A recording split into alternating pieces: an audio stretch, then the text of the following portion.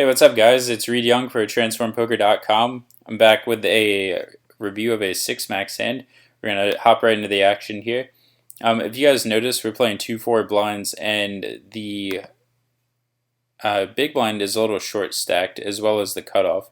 So this is a spot, actually, with King-Queen suited, or really any hand that you're raising, that you might be able to open a little bit smaller with, just to cut down on the shorter stack's ability to re-raise you a bit more frequently and put you into a pretty high pressure situation. So if you make your raise size a little bit smaller, you actually get to open with a higher frequency, because you're not risking as much to win the same amount of money in the blinds. And it also it just cuts down on the times that, say, the cutoff could make it 30 if we're risking 12, and then to really continue, we're pretty much stuck moving in or folding for the most part, or it's going to be a close decision. So that's the kind of thing you want to avoid with your opening size. Just keep that in mind as we go through the hand. So we raise, and we get a call on the button and a call from the big blind. I wouldn't be worried about the big blind having really anything decent.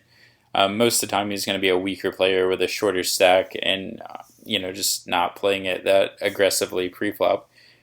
So we flop huge for our hand. We have 2 overcards and a flush draw. Great flop. And of course we continuation bet about 2/3 pot, so that's good. We get min raised by the button. So typically the min raise is like the main tell for a weaker player just saying, I have the nuts. I don't know what it is in people's brains that won't make them want to min raise only, when you could certainly get more value and balance your range by making it a different size. But this is pretty clearly a hand that he's happy getting in with at least the big blind, because he's going to be committed either way. So he definitely has some sort of equity, or he's making like a crazy play.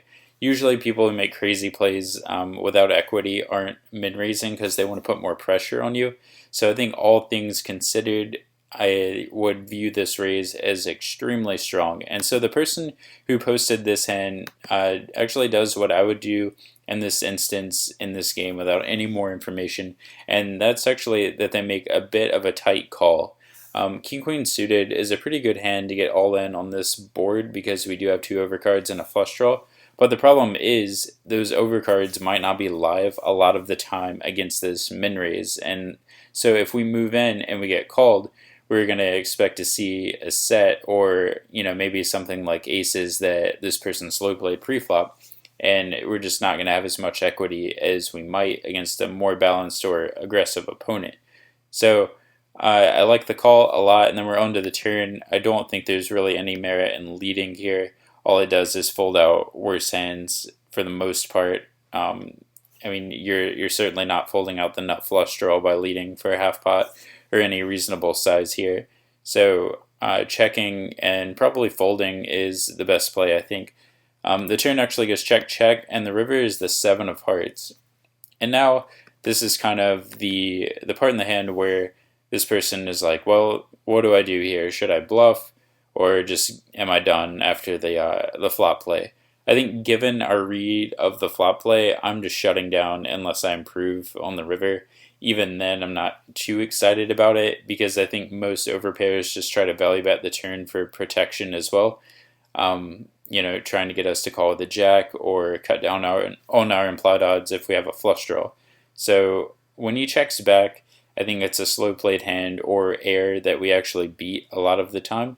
And because we pretty much given him no air, I would say it's extremely likely that this player has just a very strong hand that he's trying to slow play on the turn, let us catch out by the river. So that means the occasional random, 2 pairs, there really aren't many that he would play.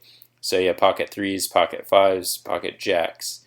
It's a narrow range, but given our read, that's what we're putting him on. And sometimes with the min raise especially, the narrower the range that you can put someone on, a lot of the times it's just going to be very accurate, even though there aren't a lot of combinations for them for that range. So this person bluffs. I don't like it. I would prefer a check fold. And then for whatever reason, the button actually just calls with the nuts. So I hope you guys enjoy this video. If you do, consider leaving a like. It would be greatly appreciated. And if you have any questions about anything, I will see you in the comment section. Later, guys.